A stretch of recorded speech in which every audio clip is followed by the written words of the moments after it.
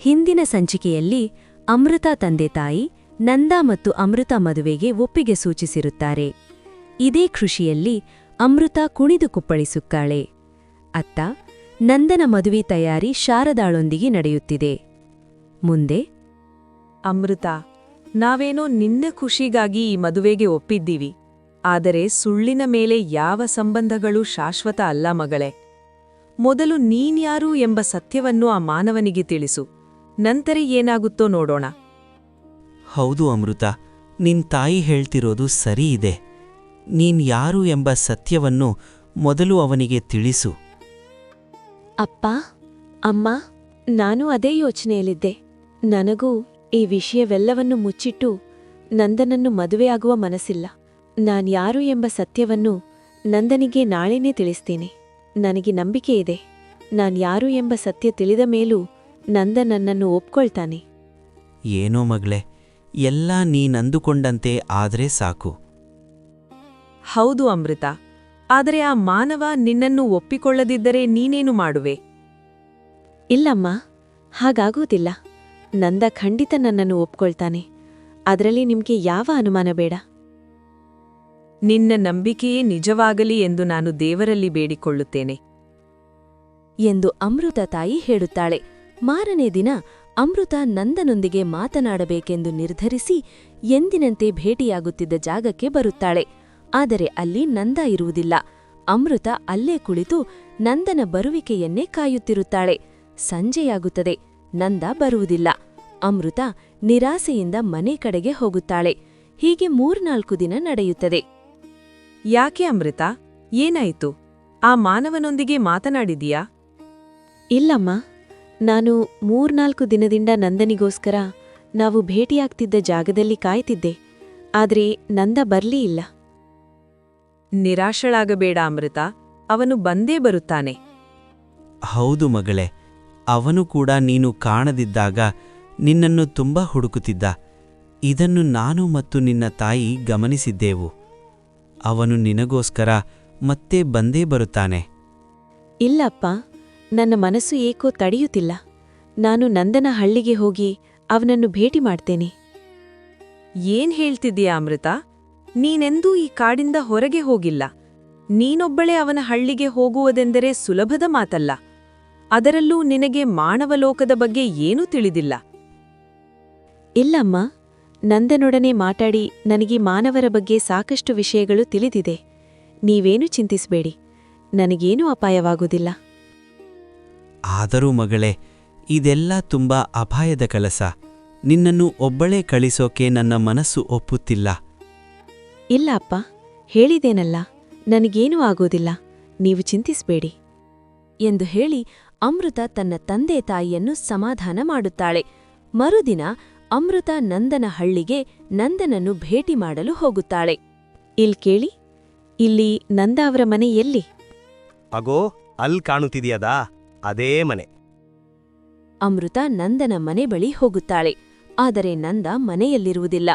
ಅಮೃತ ನಂದನ ತಾಯಿಯನ್ನು ಭೇಟಿ ಮಾಡುತ್ತಾಳೆ. ಕೇಳಿ, ನಂದ ಅವರ ಮನೆ ಇದೇನಾ?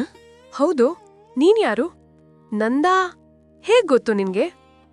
ನಾನು ಅಮೃತ ಅಂತ. ನಾನು ಮತ್ತು ನಂದ ಒಳ್ಳೆ ಗೆಳೆಯರು. ಓ, ನೀನೇನಾ? ಆ ಅಮೃತ, ಕಾಡಲ್ಲಿ ನನ್ನ ಮಗನ ತಲೆ ಕೆಡಿಸಿದವಳು. ಇಲ್ಲಿಗೇಕೆ ಬಂದೆ? ಅಯ್ಯೋ ಇಲ್ಲ, ನಾನೇನು ಮಾಡಿಲ್ಲ. ನಾವಿಬ್ರೂ ಒಳ್ಳೆ ಗೆಳೆಯರು ಅಷ್ಟೇ. ನಂದನಿಗೆ ಸದಾ ನಾನು ಒಳ್ಳೆಯದನ್ನೇ ಬಯಸ್ತೇನೆ. ನೀವೇನ್ ಹೇಳ್ತಿದ್ದೀರಾ ನನ್ಗೆ ಅರ್ಥವಾಗ್ತಿಲ್ಲ. ನೀನು ಕಾಣುತ್ತಿಲ್ಲ ಅಂತ. ನನ್ನ ಮಗ ಊಟ ನಿದ್ದೆಯನ್ನು ಸರಿಯಾಗಿ ಮಾಡದೆ ಚಿಂತೆಯಲ್ಲೂ ಮುಳುಗಿ ಹೋಗಿದ್ದ. ಈಗ ಹೇಗೋ ಅವನಿಗೆ ಸಮಾಧಾನ ಮಾಡಿ ಅವನ ಮದುವೆಯನ್ನು ಅವನ ಅತ್ತೆಯ ಮಗಳೊಂದಿಗೆ ನಿಶ್ಚಯಿಸಿದ್ದೇವೆ. ಅವನು ಇದಕ್ಕೆ ಮನಸ್ಸಾರೆ ಒಪ್ಪಿದ್ದಾನೆ. ಈಗ ಮತ್ತೆ ಅವನ ತಲೆ ಕೆಡಿಸಲು ಇಲ್ಲಿಗೆ ಬಂದಿದ್ದೀಯಾ? ನಂದ ಬರುವ ಮುಂಚೆ ಇಲ್ಲಿಂದ ಹೊರಟು ಹೋಗು. ಇನ್ನೆಂದೂ ಅವನ ಮುಂದೆ ಬಂದು ಮತ್ತೆ ಅವನ ಮನಸ್ಸು ಕೆಡಿಸಬೇಡ ಎಂದು ನಂದನ ತಾಯಿ ತುಂಬ ಕೋಪದಿಂದ ಅಮೃತಾಳಿಗೆ ಹೇಳುತ್ತಾಳೆ. ಅಮೃತ ದುಃಖಿತಳಾಗಿ ಅಲ್ಲಿಂದ ಹೊರಟು ಹೋಗುತ್ತಾಳೆ. ಅದೇ ಸಮಯಕ್ಕೆ ನಂದ ಕೂಡ ಮನೆ ಹತ್ತಿರ ಬರುತ್ತಾನೆ. ಅಮ್ಮ, ಈಗ ಹೋಗಿದ್ಯಾರು? ಅಮೃತನಾ? ದೂರದಿಂದ ಆ ಹುಡುಗಿನ ನೋಡಿ ನನಗೆ ಅಮೃತ ಅನಿಸ್ತು. ಹೌದು, ಅವಳೇ ಮತ್ತೆ ಬಂದಿದ್ದಾಳೆ ನಿನ್ನ ತಲೆ ಕೆಡಿಸೋಕೆ. ಅಮ್ಮ, ಏನ್ ಹೇಳ್ತಿದ್ದೀರಾ? ನಾನು ನಿಮಗೆ ಹೇಳಿಲ್ವಾ ಅಮೃತ ನನ್ನ ಭಮೆ ಅಲ್ಲ ಅಂತ? ನೀವ್ಯಾರೂ ನನ್ನ ಮಾತು ನಂಬಲಿಲ್ಲ. ಅವಳೇಕೆ ಹಾಗೆ ಹೊರಟೋದ್ಲು? ನಮ್ಮನೆಗೇಕೆ ಬಂದಿದ್ಲು? ಇನ್ನೇಕೆ ಬರುತ್ತಾಳೆ? ನಿನ್ನ ಮದುವೆ ವಿಷಯ ಗೊತ್ತಾಗಿ ಅದನ್ನು ಹಾಳು ಮಾಡಲು ಬಂದಿದ್ದಾಳೆ. ಇಲ್ ನೋಡು ನಂದಾ, ಈಗ ನಿನಗೆ ಮದುವೆ ನಿಶ್ಚಯವಾಗಿದೆ. ನೀನು ಶಾರದಾಳ ಬಗ್ಗೆ ಚಿಂತಿಸಬೇಕೇ ಹೊರತು ಆಗೊಮ್ಮೆ ಈಗೊಮ್ಮೆ ಮಾಯಗಾತಿ ತರಹ ಕಾಣಿಸಿಕೊಳ್ಳುವ ಆ ಹುಡುಗಿಯ ಬಗ್ಗೆ ಅಲ್ಲ. ಅಮ್ಮ, ಏನ್ ಹೇಳ್ತಿದ್ದೀರಾ? ಅವಳೇನೋ ಮಾತನಾಡಲು ಬಂದಿದ್ಲು ಅನ್ಸುತ್ತೆ. ನೀವು ಮಾಡಿದ್ಲು ಸರಿಯಿಲ್ಲ ಅಮ್ಮ. ಎಂದು ನಂದ ತಾಯಿಯ ಮೇಲೆ ನಿರಾಶನಾಗುತ್ತಾನೆ. ನಂದನಿಗೆ ಆ ರಾತ್ರಿ ನಿದ್ದೆ ಬರುವುದಿಲ್ಲ. ಅಮೃತ ಏಕೆ ಬಂದಿದ್ದಳು? ಏನಾಗಿರಬಹುದು ಅವಳಿಗೆ? ಅವಳೇನೋ ತೊಂದರೆಯಲ್ಲಿದ್ದಾಳಾ ಎಂದು 108 ಪ್ರಶ್ನೆ ಅವನನ್ನು ಕಾಡುತ್ತದೆ. ಇತ್ತ ಅಮೃತ ತನ್ನ ತಂದೆ ತಾಯಿ ಬಳಿ ನಡೆದ ವಿಷಯವೆಲ್ಲವನ್ನೂ ಹೇಳುತ್ತಾಳೆ. ಏನ್ ಹೇಳ್ತಿದೀಯಾ? ಅವನ ಮದುವೆ ನಿಶ್ಚಯವಾಗಿದೆಯೇ? ನಾನು ಮೊದಲೇ ಹೇಳಿದ್ದೆ, ಇದೆಲ್ಲ ಸರಿ ಹೋಗಲ್ಲ. ಮಾನವರ ಸಹವಾಸ ಒಳ್ಳೆಯದಲ್ಲ ಅಂತ. ನೀವು ಅಪ್ಪ ಮಗಳು ನನ್ನ ಮಾತು ಕೇಳಲಿಲ್ಲ. ಈಗ ನೋಡಿ, ಅವನ ಮದುವೆಯಂತೆ. ಅವನು ಇವಳನ್ನು ಪ್ರೀತಿಸುತ್ತಿದ್ದರೆ ಈ ಮದುವೆಗೆ ಏಕೆ ಒಪ್ಪಿಕೊಳ್ಳುತ್ತಿದ್ದ? ಈ ಪ್ರೀತಿ ಪ್ರೇಮ ಎಲ್ಲ ನಿನ್ನ ಭ್ರಮೆ ಅಷ್ಟೇ ಅನಿಸುತ್ತಿದೆ ನನಗೆ. ನೀನು ಸ್ವಲ್ಪ ಸುಮ್ಮನಿರು. ಅವಳು ಮೊದಲೇ ದುಃಖದಲ್ಲಿದ್ದಾಳೆ. ಮಗಳೇ, ಆ ಮಾನವ ಎಂದಾದರೂ ನಿನ್ನ ಬಳಿ ನಿನ್ನ ಪ್ರೀತಿ ಮಾಡುವುದಾಗಿ ಪ್ರಸ್ತಾಪ ಮಾಡಿದ್ದನಾ? ಇಲ್ಲ ಅಪ್ಪ. ಮತ್ತೆ ನೀನು ಅವನು ನಿನ್ನನ್ನು ಪ್ರೀತಿಸುತ್ತಿರುವುದಾಗಿ ಹೇಗೆ ಭಾವಿಸಿದೆ? ಅವನ ಕಣ್ಣಲ್ಲಿ ಪ್ರೀತಿ ಕಾಣ್ತಿತ್ತು. ಅವನು ಪ್ರಸ್ತಾಪ ಮಾಡಿರ್ಲಿಲ್ಲ. ನಾನು ಕೂಡ ಎಂದೂ ಅವನ ಬಳಿ ಪ್ರೀತಿ ಮಾಡ್ತಿರೋದಾಗಿ ಹೇಳಿರ್ಲಿಲ್ಲ. ಆದ್ರೂ ನಮ್ಮಿಬ್ರ ಮಧ್ಯ ಪ್ರೀತಿ ಭಾಸವಾಗ್ತಿತ್ತು. ತಪ್ಪು ಮಗಳೇ, ತಪ್ಪು ಮಾಡಿದೆ ನೀನು. ಮೊದಲು ಅವನು ನಿನ್ನ ಪ್ರೀತಿ ಮಾಡುತ್ತಿದ್ದಾನೋ ಇಲ್ಲವೋ ತಿಳಿದುಕೊಳ್ಳಬೇಕಿತ್ತು ನೀನು. ನನಗೂ ನಿನ್ನ ತಾಯಿ ಹೇಳುತ್ತಿರುವುದು ಸರಿ ಅನಿಸುತ್ತಿದೆ. ಅವನಿಗೆ ನಿನ್ನ ಮೇಲೆ ಪ್ರೀತಿ ಇದ್ದಿದ್ದರೆ ಈ ಮದುವೆಗೆ ಒಪ್ಪಿಕೊಳ್ಳುತ್ತಿರಲಿಲ್ಲ. ತನ್ನ ತಂದೆಯ ಮಾತು ಕೇಳಿ ಅಮೃತ ತುಂಬಾ ದುಃಖಕ್ಕೆ ಒಳಗಾಗುತ್ತಾಳೆ ಮತ್ತು ಗೊಂದಲಕ್ಕೆ ಸಿಲುಕುತ್ತಾಳೆ. ಹಾಗಾದ್ರೆ ನಂದನಿಗೆ ನನ್ನ ಮೇಲೆ ಪ್ರೀತಿ ಇರಲಿಲ್ಲವೇ ಎಂದು ತನ್ನನ್ನೇ ತಾನೇ ಪ್ರಶ್ನೆ ಮಾಡಿಕೊಳ್ಳುತ್ತಾಳೆ. ಇತ್ತ ನಂದನಿಗೂ ಮತ್ತೆ ಅಮೃತದೇ ಚಿಂತೆಯಾವರಿಸುತ್ತದೆ. ಮತ್ತೆ ಶುರುವಾಯಿತು ಇವನದು. ನೀನ್ ಸ್ವಲ್ಪ ಸುಮ್ನಿರು. ನಂದ, ಏನಪ್ಪ ಇದೆಲ್ಲ? ಮತ್ತೇನ್ ಸಮಸ್ಯೆ? ಅಪ್ಪ, ಅಮೃತ ಭ್ರಮೆ ಅಲ್ಲ, ಅವಳು ನಿಜವಾಗ್ಲೂ ಇದ್ದಾಳೆ. ಸರಿ, ಆದ್ರೆ ಈಗ ನಿನ್ನ ಮದುವೆ ನಿಶ್ಚಯವಾಗಿದೆ. ಈಗಿದೆಲ್ಲ ಬೇಕಾ? ನಿನ್ ಮನಸ್ಸಲ್ಲಿ ಏನಿದೆ ನನ್ಗೆ ಹೇಳು. ನೀನು ಆ ಹುಡುಗಿಯನ್ ಪ್ರೀತಿಸ್ತಿದ್ಯಾ? ನಂಗೆ ಗೊತ್ತಿಲ್ಲ ಅಪ್ಪ. ನಾವಿಬ್ರು ಒಳ್ಳೆ ಸ್ನೇಹಿತರು, ಅಷ್ಟೇ ನನಗೆ ಗೊತ್ತಿರೋದು. ಸರಿ, ಆ ಹುಡುಗಿ ನಿನ್ನ ಪ್ರೀತಿಸ್ತಿದ್ದಾಳಾ? ನನಗೆ ಗೊತ್ತಿಲ್ಲ ಅಪ್ಪ. ಅವಳೆಂದೂ ನನ್ನ ಬಳಿ ಈ ವಿಷಯ ಪ್ರಸ್ತಾಪಿಸಿಲ್ಲ. ಮತ್ತೆ ನಿನ್ನ ಸಮಸ್ಯೆ ಏನು? ಏನೂ ಇಲ್ಲ ಅಪ್ಪ. ನಾನು ಒಂದ್ಸಲ ಅಮೃತನ ಭೇಟಿ ಮಾಡಿ ಮಾತಾಡಬೇಕು, ಅಷ್ಟೇ ನನ್ನ ಮನಸ್ಸಲ್ಲಿರೋದು. ಸರಿ, ನಾಳೆನೇ ನಿನ್ ಕಾಡಿಗೆ ಹೋಗೋ. ಅವಳು ಸಿಕ್ಕರೆ ಅವಳೊಂದಿಗೆ ಮಾತಾಡಿ ನಿನಗೇನ್ ಗೊಂದಲ ಇದೆಯೋ ಅದೆಲ್ಲವನ್ನೂ ಬಗೆಹರಿಸಿಕೋ. ಏನ್ ಹೇಳ್ತಿದ್ದೀರಾ ನೀವು? ಇವನು ಮತ್ತೆ ಕಾಡಿಗೆ ಹೋಗೋದಾ? ಹೌದು, ನಾಳೆ ಎಲ್ಲ ಸರಿ ಹೋಗುತ್ತೆ. ಸುಮ್ನಿರು ಎಂದು ನಂದನ ತಂದೆ ನಂದನ ತಾಯಿಯನ್ನು ಸುಮ್ಮನಿರಿಸುತ್ತಾರೆ. ಮಾರನೇ ದಿನ ನಂದ ಕಾಡಿಗೆ ಬರುತ್ತಾನೆ.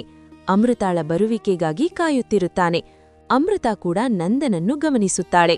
ಅವನ ಮುಂದೆ ಹೋಗಬೇಕೋ ಬೇಡವೋ ಎಂಬ ಗೊಂದಲಕ್ಕೆ ಬೀಳುತ್ತಾಳೆ. ಕೊನೆಗೆ ಹೋಗಿ ಬಿಡೋಣ ಎಂದು ನಿರ್ಧರಿಸಿ ನಂದನ ಮುಂದೆ ಹೋಗುತ್ತಾಳೆ. ಅಮೃತಾಳನ್ನು ನೋಡಿದ ನಂದನಿಗೆ ತುಂಬಾ ಸಂತೋಷವಾಗುತ್ತದೆ. ಅಮೃತ, ಇಷ್ಟು ದಿನ ಎಲ್ಲೂ ಹೋಗಿದ್ದೆ ನೀನು? ನಿನ್ನನ್ನು ಹುಡುಕದ ಜಾಗ ಇಲ್ಲ ಈ ಕಾಡಿನಲ್ಲಿ. ನಾನು ನಿನ್ನ ಊರಿಗೂ ಹೋಗಿದ್ದೆ, ಆದರೆ ಅಲ್ಲಿ ಅಮೃತ ಹೆಸರಿನವರು ಯಾರೂ ಇಲ್ಲ ಎಂದರು. ನನ್ನನ್ನು ಈಗ ಏನು ಕೇಳ್ಬೇಡ. ಏನನ್ನೂ ಹೇಳುವ ಪರಿಸ್ಥಿತಿಯಲ್ಲಿ ಇಲ್ಲ ನಾನು. ಸರಿ ಬಿಡು. ನಿನಗೆ ಹೇಳಲು ಇಷ್ಟ ಇಲ್ಲ ಎಂದರೆ ನಾನು ಬಲವಂತ ಮಾಡಲ್ಲ. ನಿನ್ನೆ ನನ್ನ ತಾಯಿ ನಿನ್ನ ಹತ್ರ ಹಾಗೆ ಮಾತಾಡಿದ್ದಕ್ಕೆ ನಾನು ನಿನ್ನ ಬಳಿ ಕ್ಷಮೆ ಕೇಳ್ತೀನಿ. ಅಯ್ಯೋ ಇಲ್ಲ, ಅದೆಲ್ಲ ಏನು ಬೇಡ. ನಿನ್ ಮೇಲಿನ ಪ್ರೀತಿಯಿಂದ ಹಾಗೆ ಮಾತಾಡಿದ್ದಾರೆ. ಅವರದ್ದೇನು ತಪ್ಪಿಲ್ಲ. ನಿನ್ನ ಮದುವೆ ಎಂದು ತಿಳಿಯಿತು. ನನ್ನಿಂದ ನಿಮಗೆಲ್ಲ ತೊಂದರೆ ಬೇಡ ಎಂದು ಅಲ್ಲಿಂದ ಬಂದೆ ಅಷ್ಟೇ. ಸರಿ, ನೀನು ನಮ್ಮ ಮನೆ ಹತ್ರ ಏಕೆ ಬಂದಿದ್ದೆ? ಸುಮ್ಮನೆ ಏನೋ ಕೆಲಸದ ಮೇಲೆ ಆ ಊರಿಗೆ ಬಂದಿದ್ದೆ. ಹಾಗೆ ನಿನ್ನ ಭೇಟಿ ಮಾಡೋಣ ಅಂತ ಬಂದೆ ಅಷ್ಟೇ. ನೀನು ಕಾಡಲ್ಲಿ ಯಾಕೆ ನನ್ನ ಭೇಟಿ ಮಾಡಲು ಬರಲಿಲ್ಲ? ನೀನು ಕಾಣುತ್ತಿಲ್ಲ ಎಂದು ನಾನು ತುಂಬ ಗಾಬರಿಯಾಗಿದ್ದೆ. ಕೆಲಸದ ಮೇಲೆ ಬೇರೆ ಊರಿಗೆ ಹೋಗಿದ್ದೆ. ಹಾಗಾಗಿ ಬರಲಾಗ್ಲಿಲ್ಲ. ಓ ಹೌದಾ, ನಾನು ಏನೋ ನಿನಗೆ ತೊಂದರೆ ಆಗಿರಬಹುದು ಎಂದು ಗಾಬರಿಯಾಗಿದ್ದೆ. ಈಗ ಸಮಾಧಾನ ಆಯಿತು ನನಗೆ. ನಂದ, ನಾವಿನ್ನೆಂದೂ ಹೀಗೆ ಭೇಟಿ ಮಾಡೋದು ಬೇಡ. ಅದನ್ನೇ ಹೇಳೋಕ್ ಬಂದೆ. ಈಗ ನಿನ್ನ ಮದುವೆ ನಿಶ್ಚಯವಾಗಿದೆ. ನಾವಿಬ್ರೂ ಹೀಗೆ ಭೇಟಿ ಮಾಡುವುದು ಸರಿಯಲ್ಲ. ಅಮೃತ, ನಿನ್ನ ಬಳಿ ಒಂದು ವಿಷಯ ಹೇಳಬೇಕು. ಏನದು? ಹೇಳು. ನನ್ನ ತಂದೆ ತಾಯಿ ಒತ್ತಾಯಕ್ಕೆ ನಾನು ಈ ಮದುವೆಗೆ ಒಪ್ಪಿಕೊಂಡೆ. ಎಲ್ಲ ನೀನು ನನ್ನ ಭೇಟಿಯಾಗಿದ್ದೀಯೇ ನನ್ನ ಭ್ರಮೆ ಎಂದ್ರು.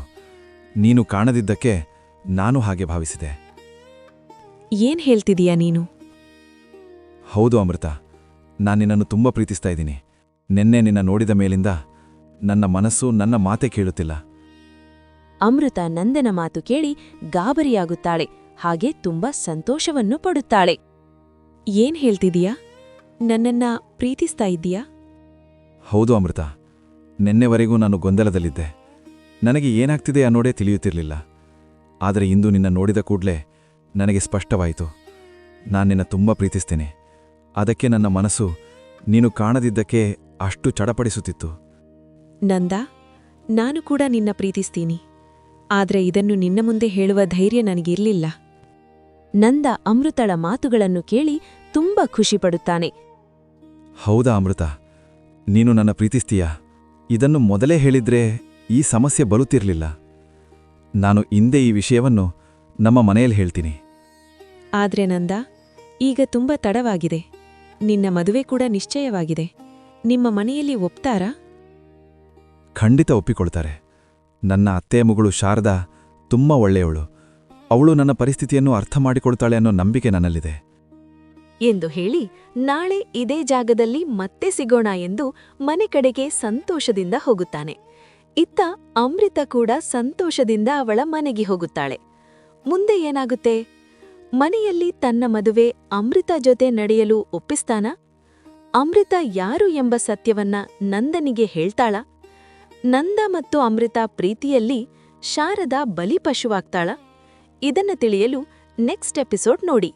ಸಬ್ಸ್ಕ್ರೈಬ್ ಮಾಡೋದನ್ನ ಮರಿಬೇಡಿ. ನೆಕ್ಸ್ಟ್ ಎಪಿಸೋಡ್ ಮಿಸ್ ಮಾಡ್ಕೋಬೇಡಿ.